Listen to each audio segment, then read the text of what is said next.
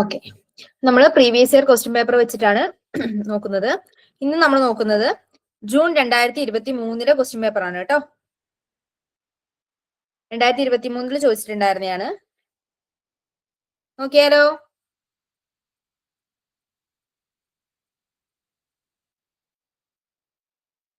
Okay, അപ്പൊ ചോദിച്ചിരിക്കുന്നത് describe the properties of A good test. Good ടെസ്റ്റിന്റെ പ്രോപ്പർട്ടീസ് എന്തൊക്കെയാണെന്നുള്ളത് ഡിസ്ക്രൈബ് ചെയ്യാനാണ് പറഞ്ഞിട്ടുള്ളത്. അതുപോലെ highlight the ethical consideration in psychological assessment. രണ്ടിനും കൂടി 10 മാർക്കാണ് വന്നിരിക്കുന്നത്, 5 മാർക്ക് 5 മാർക്ക് വെച്ചിട്ട്. അപ്പൊ എന്തൊക്കെ വേണം? ഗുഡ് ടെസ്റ്റിന്റെ പ്രോപ്പർട്ടീസ് എന്തൊക്കെയാണ് എന്നുള്ളത് നമ്മൾ എഴുതണം. ഓക്കെ, അത് കഴിഞ്ഞിട്ട് എന്ത് വേണം? Psychological assessment. നമുക്ക് എങ്ങനെയൊക്കെ ഒരു ടെസ്റ്റ് പ്രോപ്പർ ആയിട്ട് നമുക്ക് അസസ് ചെയ്യാനായിട്ട് പറ്റും എന്നുള്ള കാര്യം എന്ത് ചെയ്യണം? നമ്മൾ എഴുതി വെക്കണം. ഓക്കെ,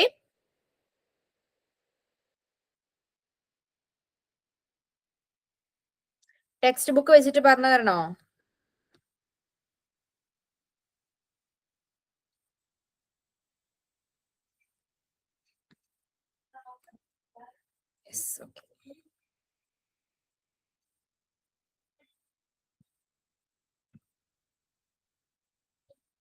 ഓക്കെ, അങ്ങനെയാണെന്നുണ്ടെങ്കിലേ 1 മിനിറ്റ് ഞാന്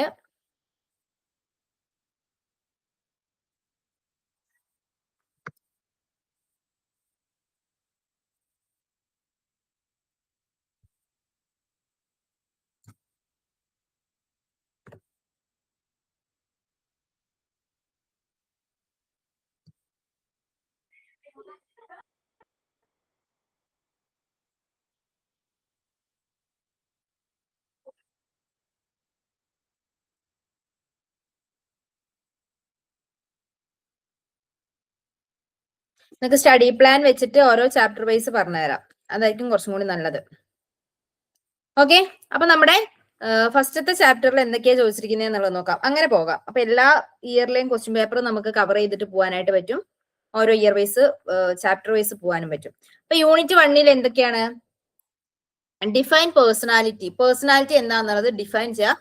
ഇത് ഡിസംബർ 2020 ചോദിച്ചിട്ടുള്ള ക്വസ്റ്റ്യൻ ആണ്. 10 മാർക്കിന്റെ ക്വസ്റ്റ്യൻ ആണ് കേട്ടോ ചോദിച്ചിരിക്കുന്നത്. അപ്പൊ എന്താണ് പേഴ്സണാലിറ്റി എന്നുള്ളത് ഡിഫൈൻ ചെയ്യുക. Discuss the 5 factor theory of personality. പേഴ്സണാലിറ്റിന്റെ 5 ഫാക്ടർ തിയറി എന്താന്നുള്ളത് ഓർക്കുന്നുണ്ടോ? പേഴ്സണാലിറ്റിന്റെ 5 ഫാക്ടർ തിയറി എന്താന്നുള്ളത് ഓർക്കുന്നുണ്ടോ?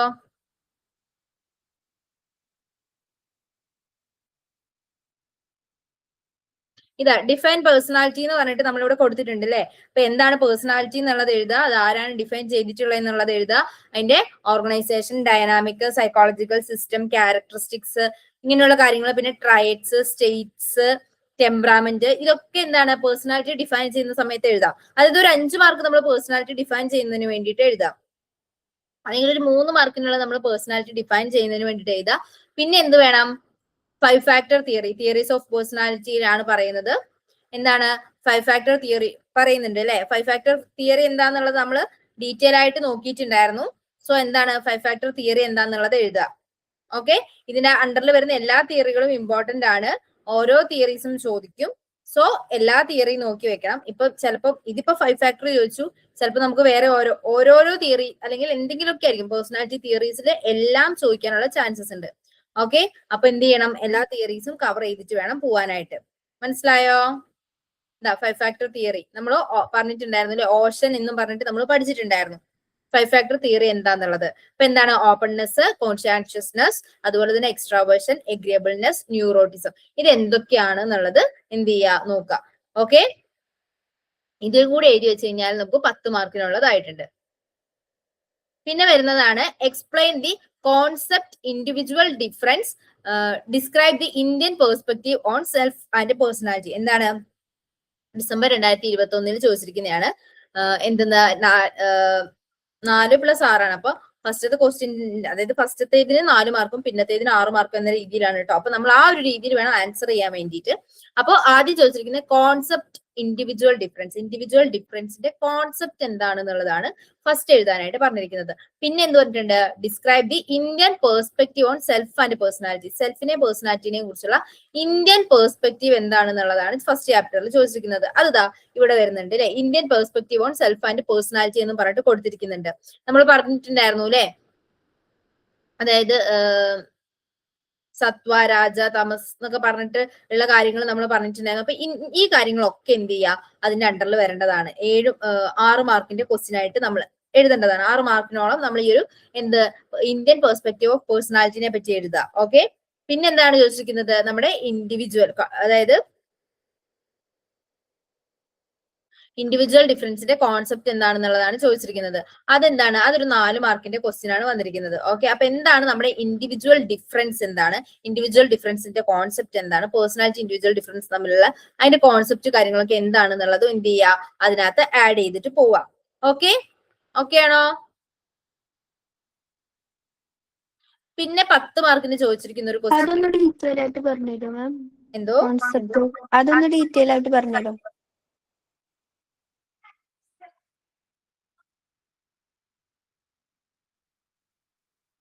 ഇൻഡിവിജ്വൽ ഡിഫറൻസ് എന്തൊക്കെയാണ്, അതിന്റെ കോൺസെപ്റ്റ് എന്തൊക്കെയാണെന്നുള്ളതാണോ? അതെ. ഓക്കെ, പറഞ്ഞുതരാം കേട്ടോ. ഇൻഡിവിജ്വൽ ഡിഫറൻസ് എന്ന് പറഞ്ഞിട്ടുണ്ടെങ്കിൽ എന്താണ്, നമ്മൾ എല്ലാവരും ഇൻഡിവിജ്വൽസ് ആണ്. നമുക്ക് ഇൻഡിവിജ്വൽ ഡിഫറൻസ് ഉണ്ട്, ഡിഫറെന്റ് ട്രയറ്റ്സ് ആണ് വരുന്നത്, ഡിഫറെന്റ് പേഴ്സണാലിറ്റി ആണ്. എല്ലാവർക്കും പേഴ്സണാലിറ്റി യുണീക്ക് ആണ്, അതൊരു ഇൻഡിവിജ്വൽ ഡിഫറൻസ് ആണ്. ഓക്കെ. നമ്മൾ എല്ലാവരും ഓരോ ഇൻഡിവിജ്വൽ ആണ്. ഇൻഡിവിജ്വലിന് എന്തുണ്ട്, ഓരോ ട്രയറ്റ്സ് ആണുള്ളത്, ഡിഫറെന്റ് ട്രയറ്റ്സ് ആണുള്ളത്, അതുപോലെ തന്നെ ഡിഫറെന്റ് പേഴ്സണാലിറ്റി ആണുള്ളത്.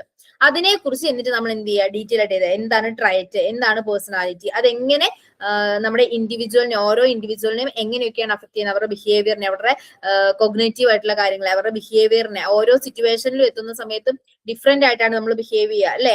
ഓരോ ഒക്കേഷൻ അനുസരിച്ചാണ് നമ്മൾ ബിഹേവ് ചെയ്യുക. അത് എന്തുകൊണ്ടാണ് അങ്ങനെ സംഭവിക്കുന്നത്? ഇതൊക്കെ നമ്മുടെ ഇൻഡിവിജ്വൽ ഡിഫറൻസ് ആണ്. മനസ്സിലായോ? എന്താണ് ഇൻഡിവിജ്വൽ ഡിഫറൻസ് എന്നുള്ളത് മനസ്സിലായോ?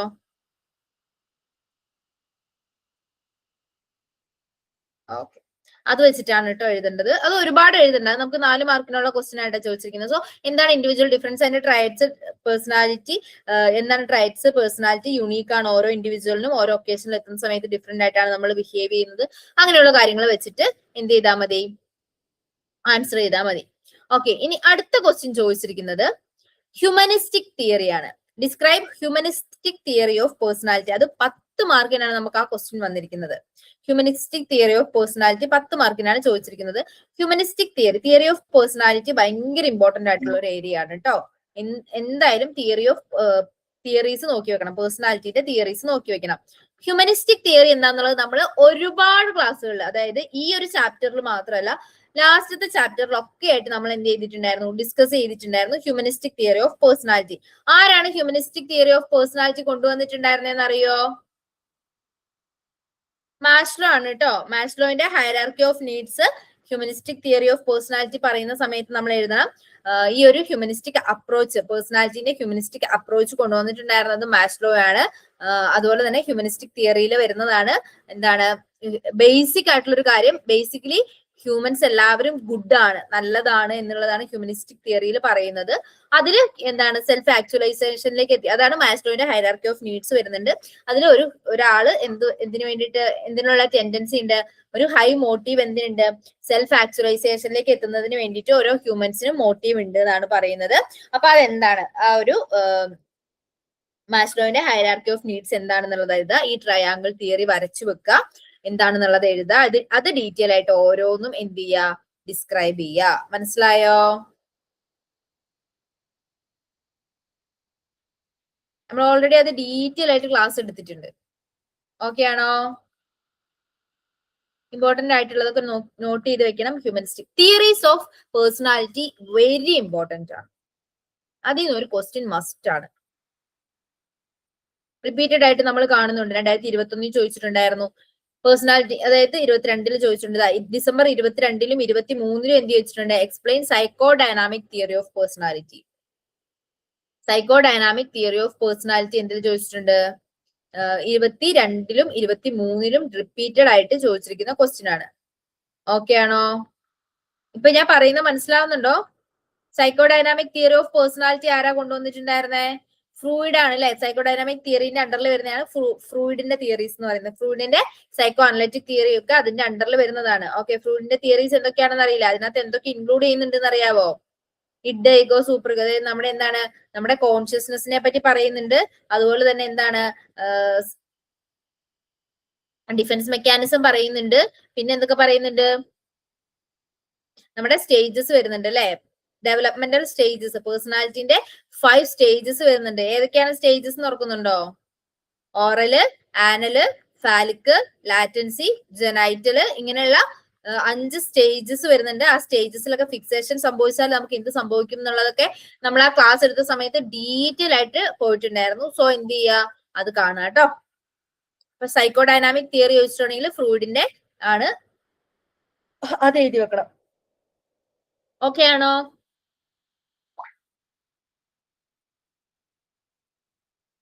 പിന്നെ വരുന്നതാണ് write short note on the following about 150 words. അതായത് സ്കിന്നേഴ്സ് റീഇൻഫോഴ്സ്മെന്റ് ഷെഡ്യൂൾസും അതുപോലെ 5 ഫാക്ടർ തിയറി റിപ്പീറ്റഡ് ക്വസ്റ്റ്യൻ ചോദിച്ചിരിക്കുന്നതാണ്. സ്കിന്നറിന്റെ തിയറി സ്കിന്നറിന്റെ എന്താണെന്നുള്ളത് നോക്കാം. 5 ഫാക്ടർ തിയറി എന്തായാലും പഠിച്ചു വെക്കണം കേട്ടോ, ഇമ്പോർട്ടന്റ് ആണ്. കാരണം എല്ലായിടത്തും ആ ക്വസ്റ്റ്യൻ റിപ്പീറ്റഡ് കാണാറാണ്. ഈവൻ ഞങ്ങൾക്ക് പോലും PG യിൽ ചോദിച്ചിട്ടുണ്ട് 5 ഫാക്ടർ തിയറി. സ്കിന്നറിന്റെ എന്താണ്? ബിഹേവിയറൽ ആൻഡ് കോഗ്നേറ്റീവ് തിയറിയാണ് സ്കിന്നറിന്റെ വരുന്നത്. ഓപ്പറന്റ് കണ്ടീഷനിങ് തിയറി പേഴ്സണാലിറ്റിന്റെ. ഓക്കെ, അപ്പോ എന്താണ് ബിഹേവിയറൽ അതുപോലെ കോഗ്നേറ്റീവ് തിയറി എന്നുള്ളത് നോക്കുക. സ്കിന്നറിന്റെ ആണ്, ഓപ്പറന്റ് കണ്ടീഷനിങ് തിയറിയാണ് സ്കിന്നർ പ്രപ്പോസ് ചെയ്തിട്ടുള്ളത്. ബിഹേവിയറൽ ആൻഡ് കോഗ്നേറ്റീവ് തിയറീസിന്റെ അണ്ടറിലാണ് വരുന്നത്. ഓക്കെ, സ്കിന്നറിന്റെ ഓപ്പറന്റ് കണ്ടീഷൻ തിയറി. ഓക്കെ, അതില് എന്താണ് നമ്മുടെ ബിഹേവിയറിനെ അല്ലെങ്കിൽ നമ്മുടെ പേഴ്സണാലിറ്റിനെ ഇൻഫ്ലുവൻസ് ചെയ്യുന്നത് നമ്മുടെ ബിഹേവിയർ ആണ്, ഇൻഡിവിജ്വലിന്റെ ബിഹേവിയർ ആണെന്നുള്ള രീതിയിലൊക്കെ പറഞ്ഞിട്ടുണ്ട്. അപ്പൊ ആ തിയറി എന്താന്നുള്ളതും ഈ പറയുന്നത് പോലെ എന്ത് ചെയ്യുക, ഡീറ്റെയിൽ ആയിട്ട് പോസിറ്റീവ് റീഇൻഫോഴ്സ്മെന്റും നെഗറ്റീവ് റീഇൻഫോഴ്സ്മെന്റും അതുപോലെ തന്നെ എന്താണ് കണ്ടിന്യൂസ് റീഇൻഫോഴ്സ്മെന്റ്, ഇങ്ങനെയുള്ള കാര്യങ്ങളൊക്കെ നമ്മൾ പറഞ്ഞിട്ടുണ്ടായിരുന്നു.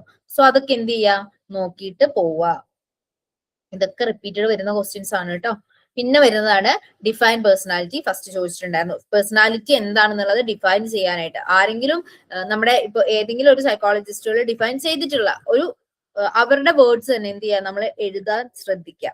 ഇപ്പൊ പേഴ്സണാലിറ്റി എന്ന് പറഞ്ഞിട്ടുണ്ടെങ്കിൽ ഇപ്പോ ഒരു സെക്കൻഡ്, ഡിഫൈൻ പേഴ്സണാലിറ്റിയില് ഇതാ ഇവിടെ പേഴ്സണാലിറ്റിനെ ആരൊക്കെയാണ് എന്തൊക്കെയാണ് ഡിഫൈൻ ചെയ്തിട്ടുള്ളത് എന്നുള്ള സാധനങ്ങളൊക്കെ ഇവിടെ കൊടുത്തിട്ടുണ്ട്. ഇപ്പോ ഒരു എക്സാമ്പിൾ പറയുകയാണെന്നുണ്ടെങ്കിൽ എന്താണ്, അതെ, ഹാസ്ലനും സ്മൈലി ആൻഡ് സോങ്സും 2017 എന്ത് ചെയ്തിട്ട് ഇൻഡിവിജ്വൽ ഡിഫറൻസിനെ എന്ത് ചെയ്തിട്ടുണ്ട്, ഡിഫൈൻ ചെയ്തതാണ് പറയുന്നത്. Psychological in nature, falls outside the intellectual domains, അതുപോലെ തന്നെ are enduring dispositions rather than trans states, ഇങ്ങനെയുള്ള രീതിയിൽ അത് കൊടുത്തിരിക്കുന്നുണ്ടല്ലോ. ആ ഒരു പാരഗ്രാഫ് വൃത്തിക്ക് പഠിച്ചിട്ട് പോവുക. ഓക്കെ, അത് എഴുതി കഴിഞ്ഞാൽ നമുക്ക് മാർക്ക് കിട്ടും.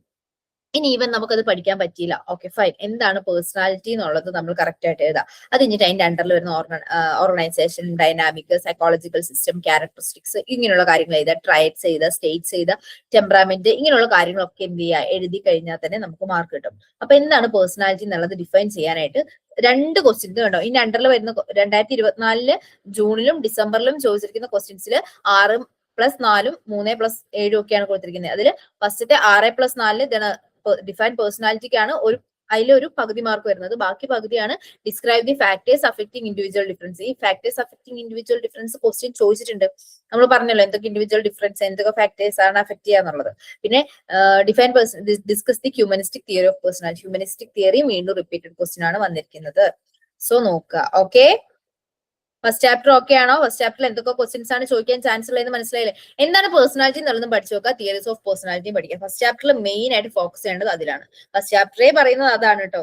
തിയറീസ് ഓഫ് പേഴ്സണാലിറ്റി, പേഴ്സണാലിറ്റി എന്താണെന്നുള്ളതുമാണ്. അത് നോക്കി വെക്കുക കേട്ടോ. ഓക്കെ ആണോ?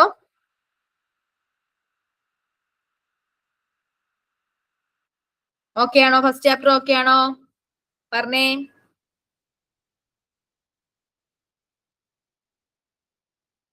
ഇനി രണ്ടാമത്തെ യൂണിറ്റിലേക്കാണ് പോകുന്നത്, അസസ്മെന്റ് ഓഫ് പേഴ്സണാലിറ്റി. ഇപ്പൊ നമ്മൾ എന്താണ് പേഴ്സണാലിറ്റി, എന്തൊക്കെ തിയറീസ് ആണ് ഉള്ളതെന്നൊക്കെ പറഞ്ഞു. ഇനി എങ്ങനെ നമുക്ക് പേഴ്സണാലിറ്റി അസസ്മെന്റ് നടത്താം എന്നുള്ളതാണ് നോക്കുന്നത്. ഓക്കെ, എന്തൊക്കെയാണ് പേഴ്സണാലിറ്റി അസസ്മെന്റിന്റെ കാര്യത്തിൽ നമ്മൾ ശ്രദ്ധിക്കേണ്ടത്? അപ്പൊ ഫസ്റ്റത്തെ ക്വസ്റ്റ്യൻ എന്താണ്, explain the methods of personality assessment. Methods, personality അസസ്മെന്റിന്റെ മെത്തേഡ്സ് ആണ് പറയുന്നത്.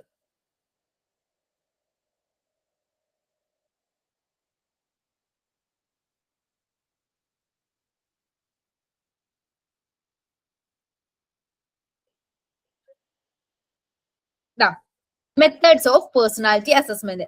എന്തൊക്കെ മെത്തേഡ്സ് ആണ് പേഴ്സണാലിറ്റി അസസ്മെന്റിൽ വരുന്നത് എന്നുള്ളതാണ് ഇതിനകത്ത് പറഞ്ഞിട്ട്. ഡയറക്റ്റ് മെത്തേഡ് വരുന്നുണ്ട്, ഇൻഡയറക്റ്റ് മെത്തേഡ് വരുന്നുണ്ട്. അതിൽ എന്തൊക്കെയാണ് ഡയറക്റ്റ് മെത്തേഡ് എന്നുള്ളത് നോക്കാം. അപ്പൊ ഡയറക്റ്റ് മെത്തേഡിൽ വരുന്ന ഒബ്സർവേഷൻ ഒരു ഡയറക്റ്റ് മെത്തേഡാണ്. നമ്മൾ എന്ത് ചെയ്യുന്നുണ്ട്, ഒരാളുടെ പേഴ്സണാലിറ്റി നമ്മൾ ഡയറക്റ്റ് ആയിട്ട് എങ്ങനെയൊക്കെ ചെയ്യുന്നു എന്നുള്ളതാണ് ഡയറക്റ്റ് മെത്തേഡിൽ വരുന്നത്. എങ്ങനെയൊക്കെയാണ് ഒബ്സർവേഷൻ വരുന്നുണ്ട്, ഇന്റർവ്യൂ വരുന്നുണ്ട്, പേഴ്സണാലിറ്റി ഇൻവെന്ററീസ്, ക്വസ്റ്റിനെയർ, അതുപോലെ റേറ്റിംഗ് സ്കെയിൽ, ബിഹേവിയറൽ ഡാറ്റ, ഇതൊക്കെ എന്താണ് ഒരു ഡയറക്റ്റ് മെത്തേഡാണ്. നമ്മൾ ഒരാളെ ഒബ്സർവ് ചെയ്യും, നമ്മൾ ഒരാളുടെ അടുത്ത് ഇന്റർവ്യൂ ക്വസ്റ്റ്യൻസ് ചോദിച്ച് ഡയറക്റ്റ് ആൻസേഴ്സ് എടുക്കുന്നു, ഇതൊക്കെ ഡയറക്റ്റ് മെത്തേഡാണ്. പിന്നെ ഇൻഡയറക്റ്റ് മെത്തേഡാണ് വരുന്നത്. എന്തൊക്കെയാണ്, ഒരു പ്രൊജക്റ്റീവ് ടെക്നിക്സിനെയാണ് ഇൻഡയറക്റ്റ് മെത്തേഡ് എന്ന് പറയുന്നത്. ഓക്കെ, മനസ്സിലായോ? അത് കുറെ ഉണ്ട്, 10 മാർക്കിന് എഴുതാനുള്ളതുണ്ട് കേട്ടോ.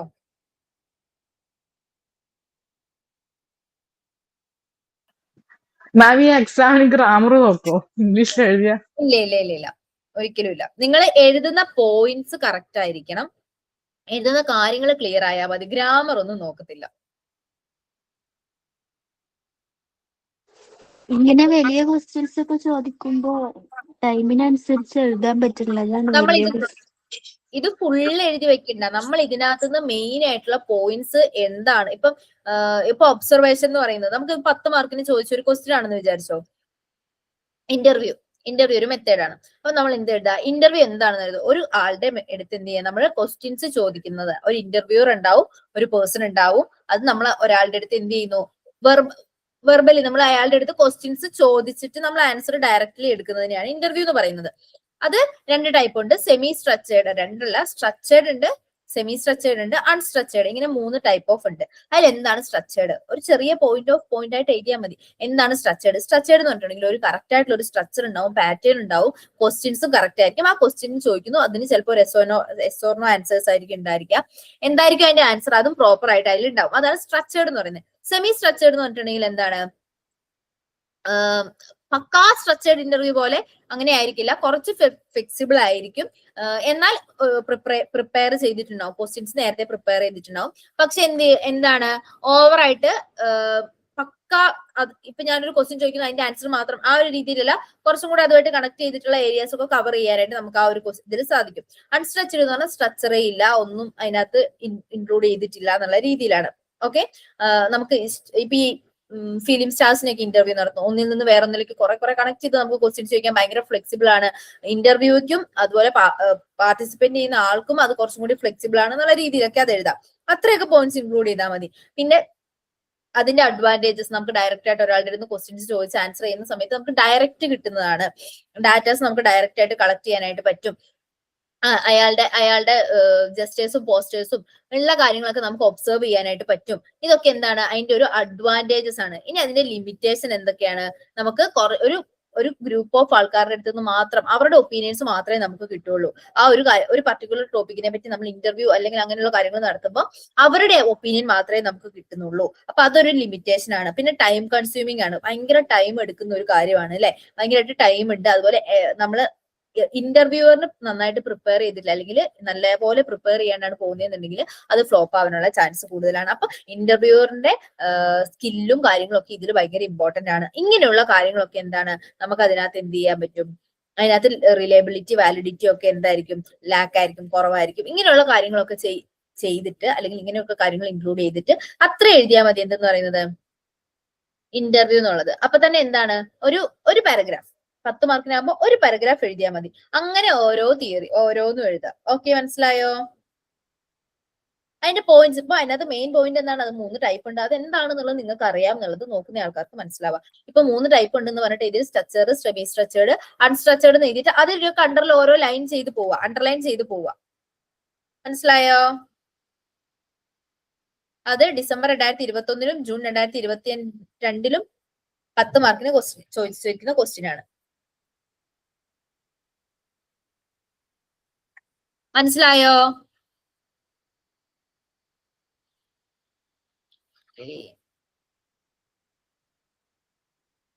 പിന്നെ വരുന്നതാണ് describe the properties of A good test. ഒരു ഗുഡ് ടെസ്റ്റിന്റെ പ്രോപ്പർട്ടീസ് എന്തൊക്കെയാണെന്നുള്ളത് ഡിസ്ക്രൈബ് ചെയ്യുക എന്നുള്ളത് 2023 ജൂണിൽ 10 മാർക്കിന് ചോദിച്ചിരിക്കുന്നതാണ്. അതായത് ഗുഡ് ടെസ്റ്റിന് 5 മാർക്കും, highlight ethical consideration of psychological assessment അതിന് എന്ത് ചെയ്യുക 5 മാർക്കും. അങ്ങനെ 10 മാർക്കാണ് ക്വസ്റ്റ്യൻ വന്നിരിക്കുന്നത്.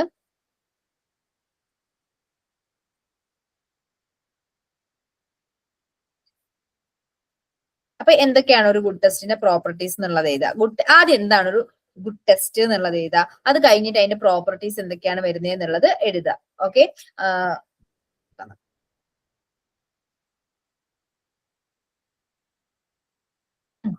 പ്രോപ്പർട്ടീസ് ഓഫ് ഗുഡ് ടെസ്റ്റ് ചോദിക്കുന്നുണ്ട്.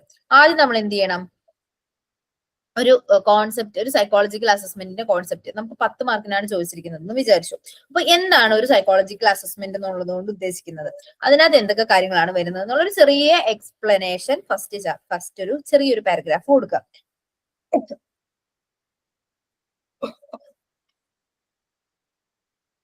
അത് കഴിഞ്ഞിട്ട് എന്ത് ചെയ്യാം, നമ്മള് properties of A good test ചെയ്ത, അതായത് പ്രോപ്പർട്ടീസ് ഓഫ് ഗുഡ് ടെസ്റ്റിൽ വരുന്നതാണ് സ്റ്റാൻഡർഡൈസേഷൻ, നോംസ്, റിലയബിലിറ്റി, വാലിഡിറ്റി, ഇങ്ങനെയുള്ള കാര്യങ്ങളൊക്കെ അതിനകത്ത് വരണം. പിന്നെ എന്താ ചോദിച്ചിരിക്കുന്നത്, അതിന്റെ എത്തിക്കൽ കൺസിഡറേഷൻ. എത്തിക്കൽ കൺസിഡറേഷൻ എന്തൊക്കെയാ, എത്തിക്സ് ഓഫ് സൈക്കോളജിക്കൽ അസസ്മെന്റ് വരുന്നുണ്ട്.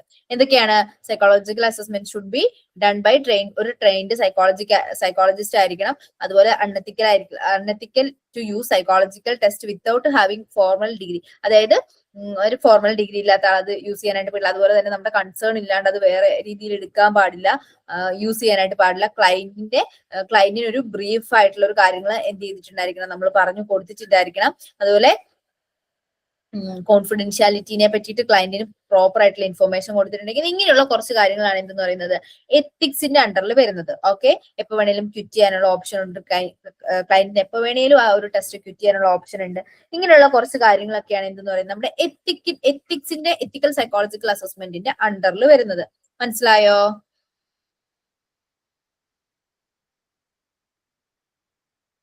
ഇനി അടുത്തത് വരുന്നതാണ് discuss the method of observation and interview of assessment of personality അസസ്മെന്റിന്റെ എന്തൊക്കെയാണ്, interview, observation and interview of for assessment of personality എന്നാണ് പറഞ്ഞിരിക്കുന്നത്. അതിൽ മെത്തേഡ്സ് ഓഫ് ഒബ്സർവേഷൻ വരുന്നുണ്ട്, interview of assessment of personality. ഇങ്ങനെ രണ്ടെണ്ണത്തിനും 5 മാർക്ക് വെച്ചിട്ടാണ് വരുന്നത്. 2023 ചോദിച്ചിരിക്കുന്ന ക്വസ്റ്റ്യൻ ആണ് കേട്ടോ.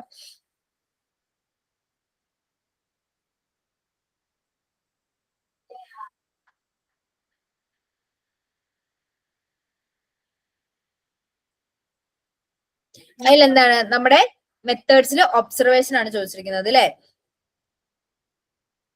അതിൽ ഒബ്സർവേഷൻ എന്താണ്, ഒബ്സർവേഷൻ എന്ന് എഴുതുക. അത് എത്ര ടൈപ്പ് ഉണ്ട്, 2 ടൈപ്സ് ഉണ്ട്. പാർട്ടിസിപ്പന്റ് ഒബ്സർവേഷൻ ഉണ്ട്, അതുപോലെ തന്നെ എന്തുണ്ട്, നോൺ പാർട്ടിസിപ്പന്റ് ഒബ്സർവേഷൻ. അപ്പൊ എന്താണ് പാർട്ടിസിപ്പന്റ് ഒബ്സർവേഷൻ എന്നുള്ളത് എഴുതുക. അതുപോലെ എന്താണ് നോൺ പാർട്ടിസിപ്പന്റ് ഒബ്സർവേഷൻ എന്നുള്ളത് എഴുതുക. അതുപോലെ തന്നെ അതിന്റെ അഡ്വാൻറ്റേജസും ലിമിറ്റേഷൻസും വരുന്നുണ്ട്.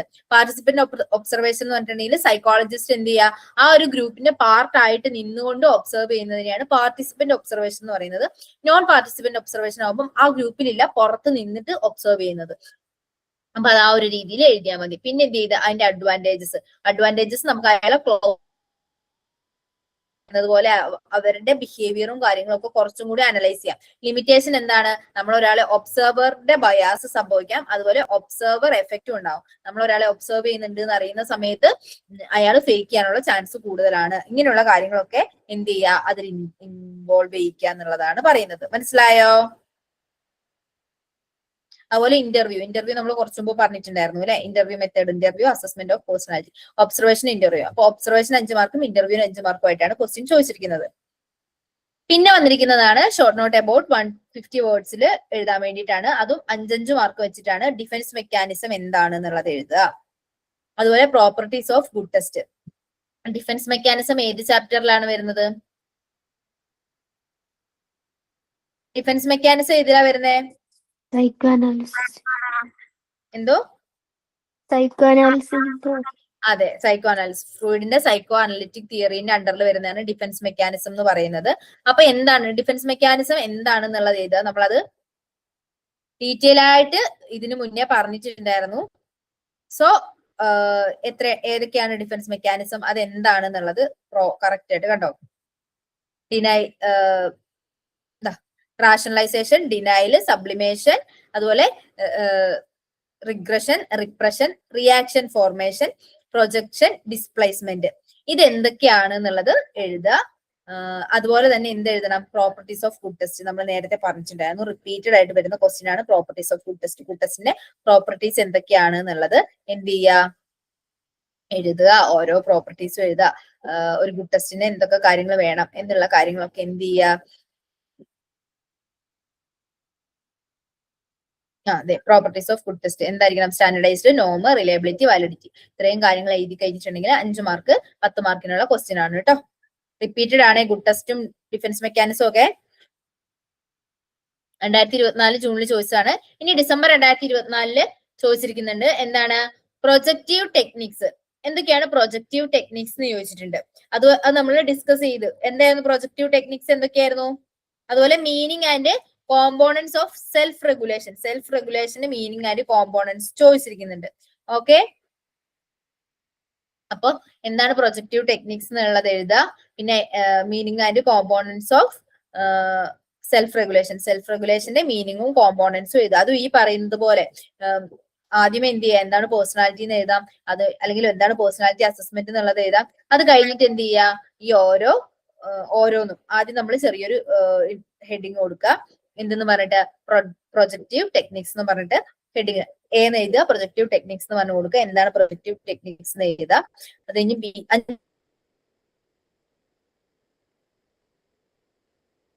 5 മാർക്കിനാണ്. അപ്പൊ 5 മാർക്കിന്. ഓക്കെ,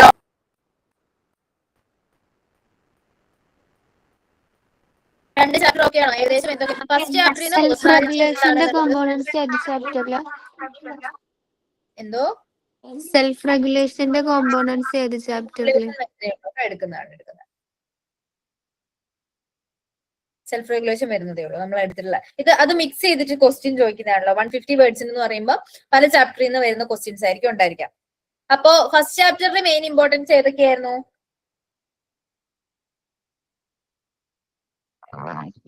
ഫസ്റ്റ് ചാപ്റ്ററിൽ മെയിൻ ആയിട്ട് എന്തൊക്കെയായിരുന്നു?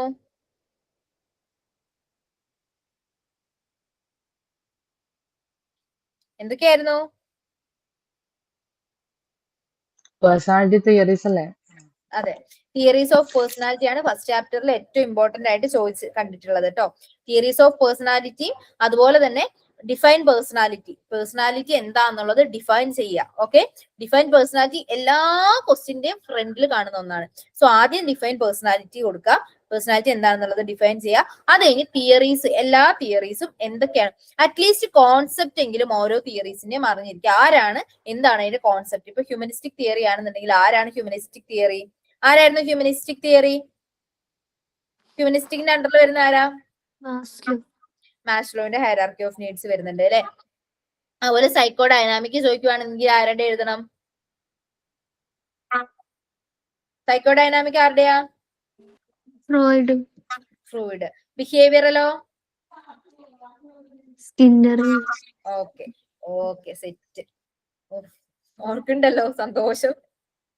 ഇതുപോലെ പോയിട്ട് എക്സാമിന് ഓർത്ത് എഴുതിയാൽ മതി. അപ്പൊ ഇത് ഓരോരുത്തരുടെയും ഏതൊക്കെയാണ്, ആരുടെയൊക്കെയാണ്, എന്താണ് അതിൽ പറയുന്ന കോൺസെപ്റ്റ് എന്നുള്ള കാര്യങ്ങൾ അറിഞ്ഞിട്ടുണ്ടെങ്കിൽ തന്നെ നമുക്ക് എന്ത് ചെയ്യാം, തിയറീസ് അത്യാവശ്യം എഴുതി കവർ ചെയ്തിട്ട് പോകാനായിട്ട് പറ്റും. ഓക്കെ ആണോ? അപ്പൊ ഫസ്റ്റ് ചാപ്റ്റർ ഓക്കെ. സെക്കൻഡ് ചാപ്റ്ററിൽ എന്തൊക്കെയാണ് ഇപ്പൊ ഇമ്പോർട്ടന്റ് ആയിട്ട് നമ്മൾ പറഞ്ഞത്? അസസ്മെന്റ് ഓഫ് പേഴ്സണാലിറ്റിയില് ഗുഡ് ടെസ്റ്റ് എന്താന്നുള്ളത് നോക്കണം. പിന്നെ എന്തൊക്കെയാ നോക്കണ്ടേ? പ്രോപ്പർട്ടീസ് നോക്കണം. പേഴ്സണാലിറ്റിന്റെ അസസ്മെന്റിന്റെ മെത്തേഡ്സ് നോക്കണം. ഗുഡ് ടെസ്റ്റ് റിപ്പീറ്റഡ് ആണ്, മെത്തേഡ്സ് റിപ്പീറ്റഡ് ആണ്. പിന്നെന്താണ്? മെത്തേഡ്സ് ആണ് ഏറ്റവും കൂടുതൽ മെയിൻ ആയിട്ട് നോക്കേണ്ടത്. മെത്തേഡ്സ് ആണ് ഏറ്റവും ഇമ്പോർട്ടന്റ് ആയിട്ട് വരുന്നത് സെക്കൻഡ് ചാപ്റ്ററിൽ. പിന്നെ ഗുഡ് ടെസ്റ്റ്. ഓക്കെ, അപ്പൊ മൂന്നാമത്തെ ചാപ്റ്റർ ആണ് അടുത്തത്. മൂന്നാമത്തെ ചാപ്റ്റർ എന്താണ്? Concept of intelligence and emotional intelligence.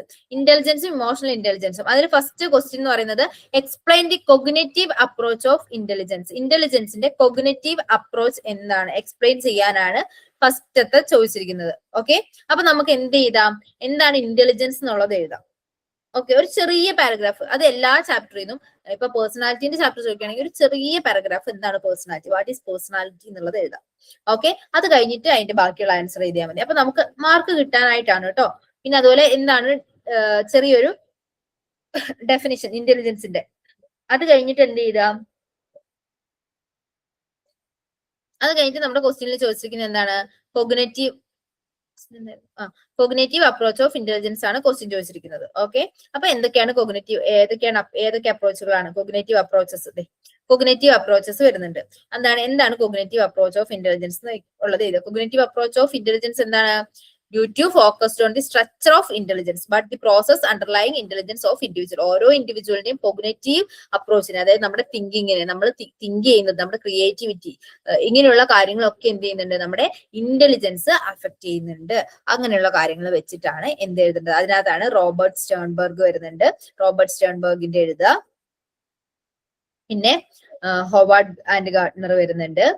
JP Das, Naglieri and ഹിബ്രി. ഇതൊക്കെ നമ്മൾ എന്ത് ചെയ്തിട്ടുണ്ട്? ഡീറ്റെയിൽ ആയിട്ട് എടുത്തു പോയിട്ടുണ്ട് കേട്ടോ. നമ്മുടെ ക്ലാസ് കയറി കേൾക്കണേ. ഓക്കെ, എങ്ങനെയാണ് കോഗ്നേറ്റീവ് അപ്രോച്ചിൽ അത് ഇൻഫ്ലുവൻസ്ഡ് ആവുന്നത് എന്നുള്ള സാധനമാണ് വന്നിരിക്കുന്നത്. ഓക്കെ ആണോ? 10 മാർക്കിന് 2020 ചോദിച്ച ക്വസ്റ്റ്യൻ ആണ് കേട്ടോ.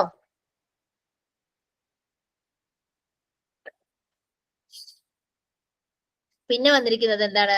രണ്ടാമത്തെ question, describe the influence of nature and nurture of on intelligence. നേച്ചറും നർച്ചറും ഇന്റലിജൻസിന്റെ, അതും 2021 10 മാർക്കിന് ക്വസ്റ്റ്യൻ വന്നിരിക്കുന്നുണ്ട്. എന്താണ്?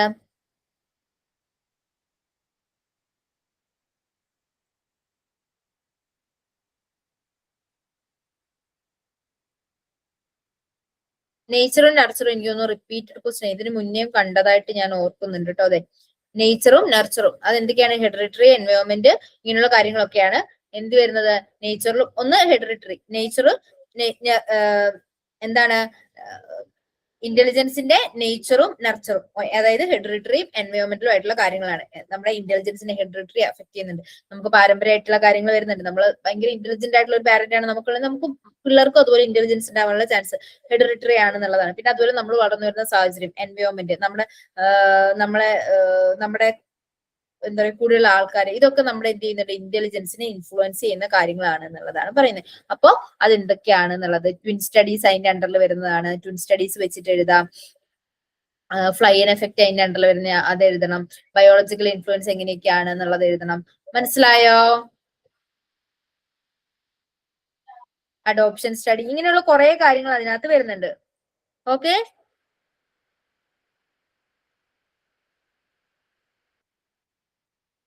പിന്നെ വരുന്നതാണ് അടുത്തതാണ് define the concept of emotional intelligence. Emotional intelligence എന്താണെന്നുള്ളത് ഡിഫൈൻ ചെയ്യാൻ.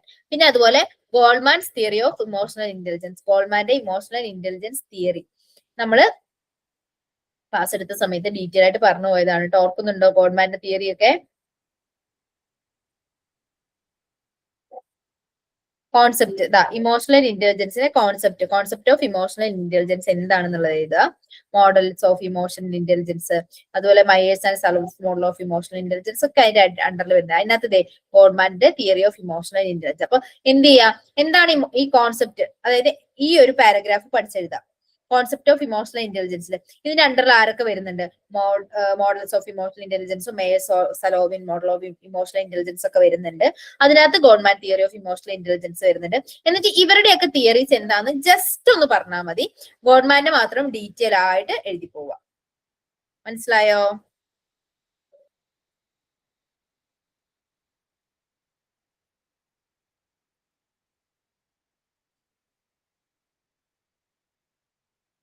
സെൽഫ് അവയർനെസ്, സെൽഫ് റെഗുലേഷൻ, അതുപോലെ മോട്ടിവേഷൻ, എംപതി, സോഷ്യൽ സ്കിൽസ്, ഇതൊക്കെയാണ് ഏതിൽ വരുന്നത്?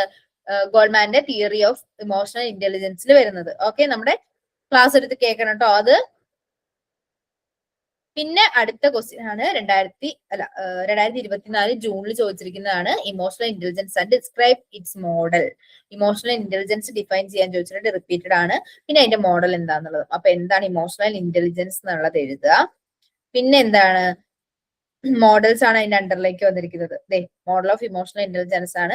അത് ഏതൊക്കെയാണെന്നുള്ളത് എഴുതുക. എല്ലാം എഴുതണം കേട്ടോ. അതിനകത്ത് വരുന്ന സമയത്ത് എന്തൊക്കെ ഓരോന്നും ഫാക്ടേഴ്സ് കോൺട്രിബ്യൂട്ടിംഗ് ഇമോഷണൽ ഇന്റലിജൻസും ഗോൾമാന്റെ തിയറിയും മയറിന്റെ തിയറിയും മോഡൽസ് ഓഫ് ഇമോഷണൽ ഇന്റലിജൻസും ഒക്കെ എഴുതണം. ഓക്കെ ആണോ? 10 മാർക്കിന്റെ ക്വസ്റ്റ്യൻ ആണ്. ഓക്കെ ആണോ? ഇതിനു മുന്നേ നമ്മള് 9ഉം 10ഉം ചാപ്റ്റർ നമ്മൾ ഡിസ്കസ് ചെയ്യലുണ്ടാവില്ല. കാരണം നമ്മൾ ഓൾറെഡി അത് ഡിസ്കസ് ചെയ്തത് ഡീറ്റെയിൽ ആയിട്ട് പോയതാണ്. ഓർക്കുന്നുണ്ടല്ലോ? 9ഉം 10ഉം ചാപ്റ്റർ നമ്മൾ 9, 10 മാത്രമല്ല 8, 9, 10 ചാപ്റ്റേഴ്സ് നമ്മൾ വളരെ ഡീറ്റെയിൽ ആയിട്ട് എടുത്തു പോയിട്ടുണ്ട്. ഞാൻ അന്നേ പറഞ്ഞായിരുന്നു. ഞാനത് വീണ്ടും ജസ്റ്റ് ഒന്ന് പറഞ്ഞു പോകുള്ളൂ. ക്വസ്റ്റ്യൻസ് പ്രീവിയസ് ഇയർ പറഞ്ഞു പോവുള്ളൂ. ഡീറ്റെയിൽ ആയിട്ട് അതായത് ഇതുപോലെ ഓരോന്ന് വെച്ച് പറഞ്ഞു തരില്ല എന്ന് ഞാൻ പറഞ്ഞിട്ടുണ്ടായിരുന്നു. കാരണം നമ്മളത് അത്രയും ഡീറ്റെയിൽ ആയിട്ട് പോയിട്ടുണ്ട്. ഇപ്പൊ നമ്മള് 3 ചാപ്റ്റർ നോക്കിയിട്ടുണ്ട്. ഓക്കെ, ഇപ്പൊ നമ്മളിപ്പോ ഏകദേശം ഒരു 6 ചാപ്റ്ററിന്റെ അടുത്ത് റിവിഷൻ ആയിട്ട് നമ്മൾ റിവിഷൻ കൂടി ഇൻക്ലൂഡ് ചെയ്ത് നമ്മൾ നടത്തിയിട്ടുണ്ട്.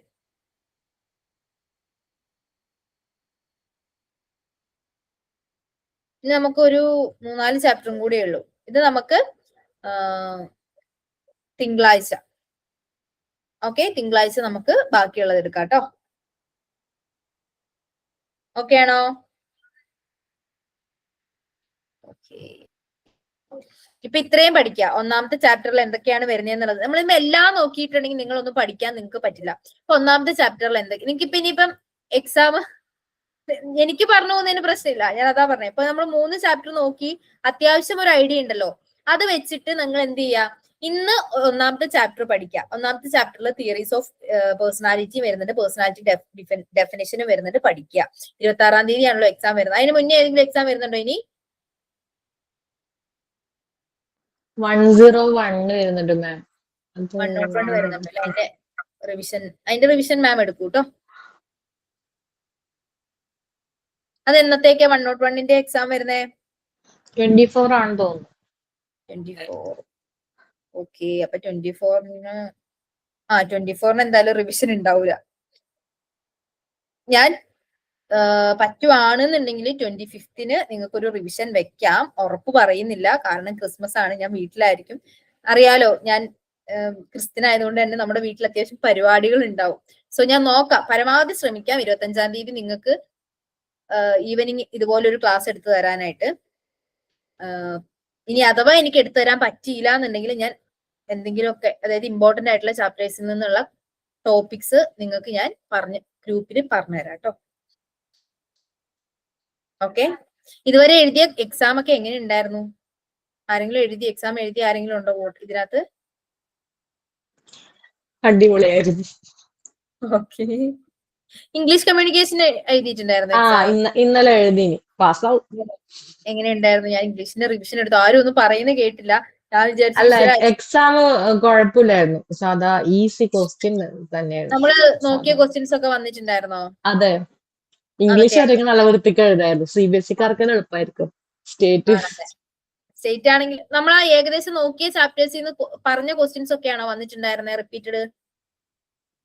അതെ, ഏകദേശം അങ്ങനെ തന്നെ. എസ്സേ എഴുതാൻ വേണ്ടിട്ട്. പിന്നെ ചിലത് എല്ലാ ക്വസ്റ്റ്യനും കമ്പൾസറി ആണെങ്കിൽ കമ്പൾസറിയുടെ ഉള്ളിൽ ചിലത് ഓർ ക്വസ്റ്റ്യൻസ് ഉണ്ടായിരുന്നു. ആണോ? Okay okay okay. എന്തായാലും നിങ്ങൾക്ക് പാസ് ആവാനുള്ളത് എഴുതാനുള്ളത് പറ്റില്ല, അത് ഓർക്കുമ്പോൾ സമാധാനം. അതൊക്കെയാണ് നമുക്കൊരു സന്തോഷം. ഓക്കെ, ആരും ഒന്നും പറയുന്ന കേട്ടില്ല, അല്ലെങ്കിൽ ഗ്രൂപ്പിൽ പറയലോ എളുപ്പമായിരുന്നു അല്ലായിരുന്നു എന്ന്.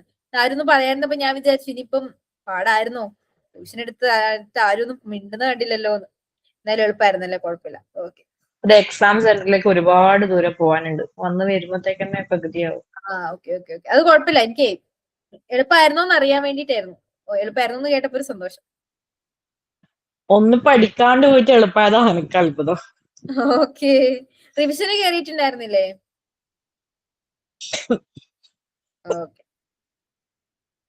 ഓക്കെ കേട്ടോ, അപ്പൊ നമുക്ക് തിങ്കളാഴ്ച കാണാം. ചൊവ്വാഴ്ച റിവിഷൻ ഉണ്ടാവില്ല. ഞാൻ അന്ന് 23-ാം തീയതി ഞാൻ തിരിച്ച് നാട്ടിൽ പോകുന്ന ദിവസം. സോ അന്ന് റിവിഷൻ ഉണ്ടാവില്ല. 24-ന് റിവിഷൻ ഉണ്ടാവില്ല. അപ്പൊ നമുക്ക് തിങ്കളാഴ്ചയും കൊണ്ട് റിവിഷൻ തീർക്കണം.